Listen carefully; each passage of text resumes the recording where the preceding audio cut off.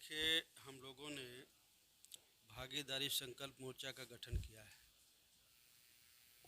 आपके सामने ओम प्रकाश राजभर जी बैठे हुए हैं, सुहेल देव भारतीय समाज पार्टी, श्रीमती कृष्णा पटेल जी बैठी हुई हैं जो अपना दल की हैं, मेरी जन अधिकार पार्टी है, बाबूराम पाल जी हैं, आदरणीय प्रेमचंद बिंद जी हैं, प्रेमचंद प्रजापति जी हैं, रामधनी बिंद जी हैं, रामकरण कश्यप जी हैं और अनिल चौहान जी हैं।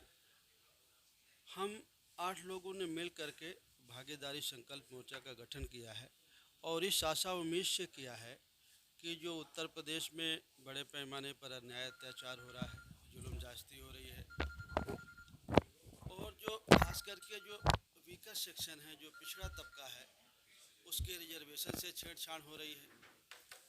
इस साल मेडिकल में ओबीसी के कोटे से एक भी एडमिशन नहीं हुआ है और इस समय जो वर्तमान में आप देख रहे हैं पेट्रोल और डीजल की बढ़ी हुई कीमतें, ऐसी जो सरकार की जन विरोधी नीतियां हैं, उनके अगेंस्ट हम लोगों ने ये भागीदारी संकल्प मोर्चा का गठन किया है और हमें पूरा भरोसा है कि भागीदारी संकल्प मोर्चा प्रदेश की सरकार को 22 में हराएगा और आने वाले 24 में भी हम लोग बहुत अच्छा प्रदर्शन करेंगे।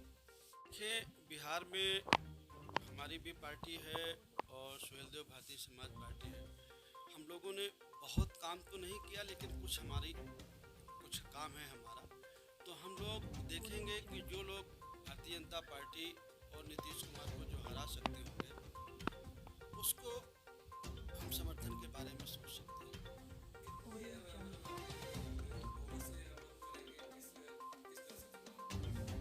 हम पूरी सीटों पर यहाँ चुनाव लड़ेंगे, पूरी 403 सीटों पूरी मजबूती के साथ लड़ेंगे और हमारा गठबंधन विजयी होगा। क्या मुद्दा लेके आप लोग चुनाव में होगा, जिस तरह से बीजेपी नहीं सुन रही है किसी भी महंगाई? देखिए, मुद्दा तो मैंने आपको शुरुआत में ही बता दिया कि सरकार की जो जन विरोधी नीतियां हैं और कोई एक नीति नहीं है। जिस दिन से सरकार बनी उसकी सारी नीतियां, खास करके इस देश के जो वीकर सेक्शन के लोग हैं, पिछड़े हैं, दलित हैं, अकलियत हैं, इनके अगेंस्ट उनकी सारी पॉलिसियाँ हैं। इन्हीं सारी चीज़ों को लेकर के हम चुनाव में जाएंगे। और अगर आप पुराने उनके वादे देखिए तो कभी वो कहते थे 15 लाख देंगे, कभी कह रहे थे 2 करोड़ नौकरियां देंगे।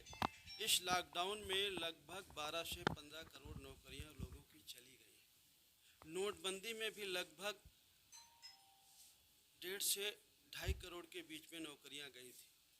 कहाँ उन्होंने रोजगार देने की बात कहा था, कहाँ उन्होंने इतनी नौकरियां, लगभग 15 करोड़ नौकरियां उन्होंने ले ली, सारे विभाग बेच दिए उन्होंने।